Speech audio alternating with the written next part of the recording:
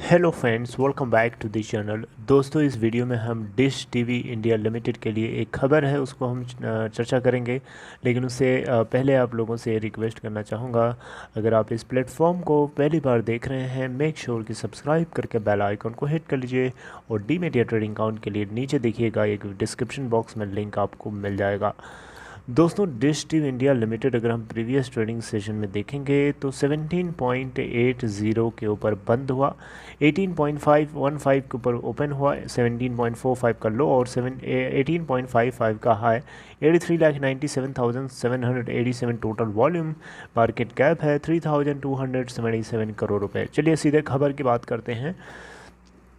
दोस्तों, अपडेट ये है कि डिश टीवी इंडिया लिमिटेड के जो प्रमोटर्स हैं बेसिकली और इंडिपेंडेंट डायरेक्टर्स, डिश टीवी और इंडिपेंडेंट इसके डायरेक्टर्स, इन दोनों के अलग अलग फैसले। अब देखें यहाँ पे तो डिश टीवी इंडिया लिमिटेड की तरफ से सेबी यानी security exchange board of India, जो कि मार्केट रेगुलेटर है, के साथ में सेटलमेंट फाइल कर दिया है। जबकि इसके इंडिपेंडेंट डायरेक्टर्स जो है इसके साथ पूरी लड़ाई की तैयारी कर रहे हैं। अब देख सकते हैं यहाँ पे, in IDs to take the fight to SEBI via adjudication proceedings. देखिए, आईडीज का मतलब है इंडिपेंडेंट डायरेक्टर्स। शुरू से खबर को समझिए। डिश टीवी इंडिया लिमिटेड की तरफ से डिसाइड किया गया है कि ये अब सेबी यानी market regulator security exchange board of India की तरफ से के साथ में जो लड़ाई चल रही है, अब ये बंद करना चाहते हैं। और लड़ाई किस बात की है आपको पता होना चाहिए। एजीएम रिजल्ट को डिस्क्लोज टाइमली नहीं किया, जिसको लेकर के सेबी काफ़ी नाराज चल रहा था। इसीलिए उन्होंने एक इशू किया था नोटिस, और जिसके चक्कर में ये लड़ाई चल रही थी। तो डिश टीवी लड़ाई को बंद करना चाहता है, दफनाना चाहता है, और इसके चलते इन्होंने एक एमिकेबल सेटलमेंट एप्लीकेशन फाइल किया है। यानी खुशी खुशी इस लड़ाई को दफनाने के लिए हाथ बढ़ाने की कोशिश, एक तरीके से कह सकते हैं। वहीं हम डिश टीवी के इंडिपेंडेंट डायरेक्टर्स की बात करें तो इन्होंने अपने पोजीशन को डिफेंड करने के लिए तैयारी कर रहे हैं, और ये सेबी से पूरी फाइटिंग के लिए, लड़ाई के लिए तैयार हैं वाया एडजुडिकेशन प्रोसीडिंग्स, यानी सुनवाई जो अथॉरिटीज़ हैं उनके हियरिंग्स की मदद से।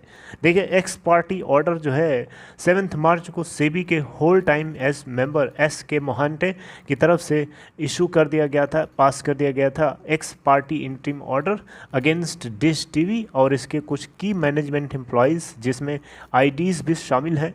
3 आईडीज़ यानी 3 इंडिपेंडेंट डायरेक्टर्स, जिनके नाम है बीडी नारंग, रश्मि अग्रवाल एंड शंकर अग्रवाल।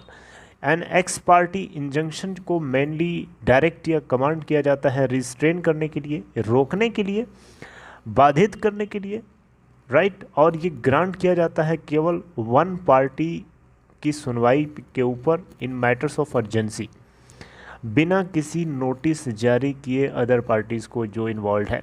दोस्तों, यहाँ पे अगर आप देखें तो फुल हियरिंग जो है बाद में सुनवाई होती है। सेबी की तरफ से ऑर्डर इम्पोज किया गया था स्ट्रक्चर का, यानी सेबी ने एक स्ट्रक्चर्स ऑर्डर इम्पोज किया था इन सभी के सभी लोगों के ऊपर, including freezing of their demat accounts on the reasoning that they have failed to adhere to 2 advisories by SEBI, which directed them to declare the result of AGM held on December 30th, 2021। यानी 30 दिसंबर 2021 को जो AGM हुई थी उसके result को timely declare नहीं किया, जिसके चलते सेबी ने डायरेक्ट किया था 2 एडवाइजरीज को अपॉइंट करके जो है जल्दी से जल्दी रिजल्ट को डिस्क्लोज करने की, लेकिन इन्होंने उसको अडेयर नहीं किया, जिसके चलते सेबी की तरफ से ये स्ट्रिक्चर्स अब इम्पोज कर दिए गए थे। तो यहाँ पे दोस्तों अगर आप देखें तो घुमा फिरा के मैटर ये है कि आईडीज़ यानी इंडिपेंडेंट डायरेक्टर्स सेबी को हिट बैक 24 मार्च को किए थे। बिजनेस लाइन ने इसको रिपोर्ट किया था कि इंडिपेंडेंट डायरेक्टर्स ने सेबी को हिट करते हुए एक जो है उनके खिलाफ जो है इन्होंने कहा था कि सच रिस्ट्रिक्चर्स जो हैं, इस तरीके के जो स्ट्रिक्चर्स हैं, ये इनके अगेंस्ट जो है इशू किए गए थे या पास किए गए थे बिना किसी प्रिंसिपल ऑफ नेचुरल जस्टिस। और मतलब नेचुरल जस्टिस के प्रिंसिपल को बिना इस्तेमाल किए स्ट्रक्चर्स पास किए गए थे। बहरहाल मोटा मोटा मैं आपको बताऊं, इतना ज़्यादा ना पढ़ते हुए जो मुद्दे की बात है वो ये है कि सेबी के साथ में लड़ने के लिए जो इसके इंडिपेंडेंट डायरेक्टर्स हैं वो पूरी तरीके से तैयार हैं, वो हार मानने को नहीं तैयार हैं।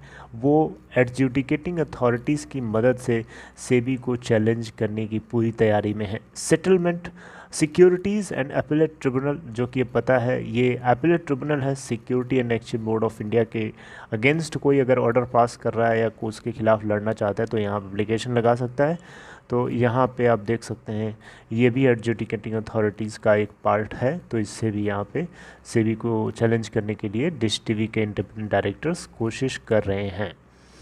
राइट तो दोस्तों ये है बुरी मुद्दे की खबर। मुद्दे की खबर ये है कि सेबी से लड़ने के लिए इसके इंडिपेंडेंट डायरेक्टर्स जिनके खिलाफ एक्स पार्टी ऑर्डर जो है जारी किया गया था, सेबी के द्वारा स्ट्रिक्चर्स जारी किया गया था, जिसको चैलेंज करने के लिए पूरी तैयारी में है। जबकि डिश टीवी इंडिया लिमिटेड खुद इस लड़ाई को हार चुका है, हार नहीं चुका है, एक तरीके से वो न्यूट्रल जजमेंट, न्यूट्रल पोजीशन लेते हुए इसे दफन करना चाहता है इस लड़ाई को और इससे मुक्ति पाना चाहता है। बहरहाल ये सब कुछ एजीएम के रिज़ल्ट को डिस्क्लोज टाइमली ना करने के पीछे का कारण है, ना करने के पीछे का एक चक्कर है जो चल रहा है। अब आप सोच रहे होंगे कि ऐसा क्यों। अब ऐसा डिश टीवी इंडिया लिमिटेड के कुछ डायरेक्टर्स को छुपाने या फिर कोई इन्फॉर्मेशन हाइड करने की बात चल रही होगी, आई डोंट नो, कुछ तो होगा जिसको लेकर के सेबी ने क्वेश्चन खड़े किए थे। और यस बैंक लिमिटेड बिल्कुल भी डिश टीवी इंडिया लिमिटेड के इन डायरेक्टर्स को अपॉइंट नहीं करना चाहता। वो तो चाहता है कि इनको उखाड़ के फेंके बाहर ताकि नए नए लोगों को अपॉइंट करें और इस कंपनी के अंदर कुछ ग्रोथ कराई जाए ताकि ये आगे भागे इसके शेयर। चलिए खैर, अपना ख्याल रखिए दोस्तों। अगर आपको कंटेंट अच्छा लगा हो, सपोर्ट करने के लिए वीडियो को लाइक कर सकते हैं and take care, see you next time.